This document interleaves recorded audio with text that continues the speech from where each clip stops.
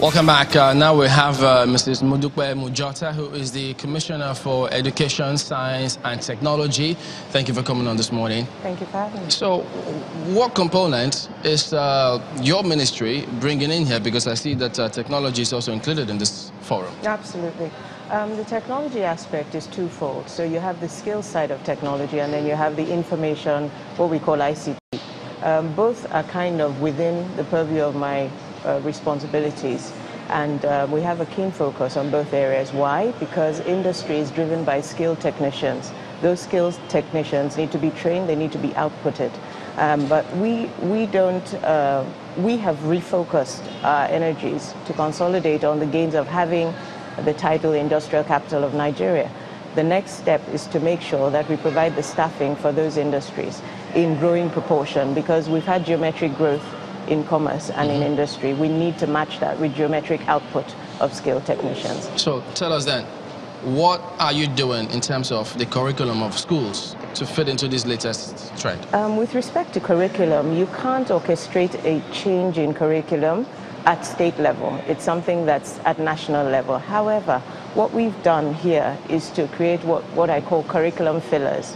So where possible, we do add-ons. We have an extra time within the week where we can do after-school activities. But you have state institutions. Absolutely. Why are you not doing that in those areas? That's what I'm saying. Not just the add-on, holistic approach. That's what I'm saying, that we started with the add-ons because you can't change the curriculum even though they're your state schools. It's still a nationally controlled curriculum. What you can do is complement that curriculum with what you have. Now in Ogun State, we own 8 technical and vocational schools, and we've involved or enlisted the partnership of private partners. So, for instance, we had a South Korean company volunteer to work with us to remodel one of our technical colleges, the one at Idiaba. So now what we have there is an Ogun State Technical Institute that offers specialist training in a specialist area of marine technology. So we have marine-based welding, marine-based spray painting. Marine? Yes, in Ogun absolutely. State? Yes. Don't forget that Ogun State has quite a large border of water on one side of it. And we also have a Petrogas Institute, to surprise you even more.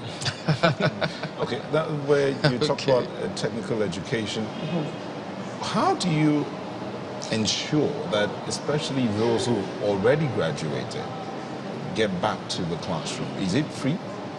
The first diet for our technical institute was free. So we solicited all our tertiary institutions to nominate graduating and non-graduating students for the program. They came, they saw, they were impressed, and we're taking it further. So they've graduated from the scheme, but we've also helped in the job hunt. So we've sent their names, for instance, the graduating set in electricals. We sent their list to Ibadan Disco, and they actually had them interviewed. Unfortunately, it was a mismatch because they were overly qualified for the positions they had, but they were very excited about the output. So when you say you do, you said you do what how do you call it?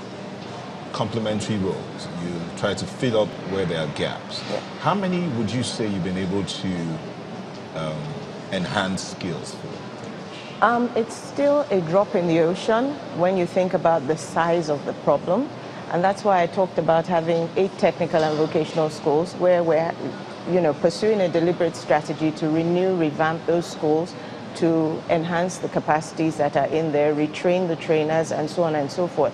So Idiaba got the first touch. We're also setting up a model technical college at Onijogonjogo Model College site, and that one will focus in the area of automotive engineering and mechatronics, leveraging the mechanic workshop that we have close by that's also been upgraded and modernized. So we're taking it in little bits and bites, but the next phase is to overhaul the entire technical skills program. And we're modeling it after the German model.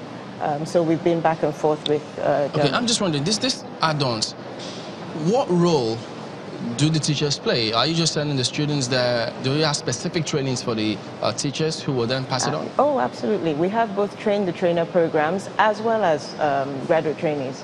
I'm wondering, because when I hear you speak about the add-ons, I'm wondering the success rate that you've been able to achieve, especially when you look at the technical capacity building that will fill up some of the, should I say, job spaces in the states and opportunities that arise.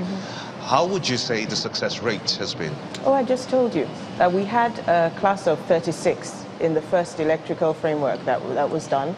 We sent them to Ibadan Disco for interviews. They were interviewed, they were found suitable. Unfortunately, there was a mismatch in that the openings that were available were for much lower level.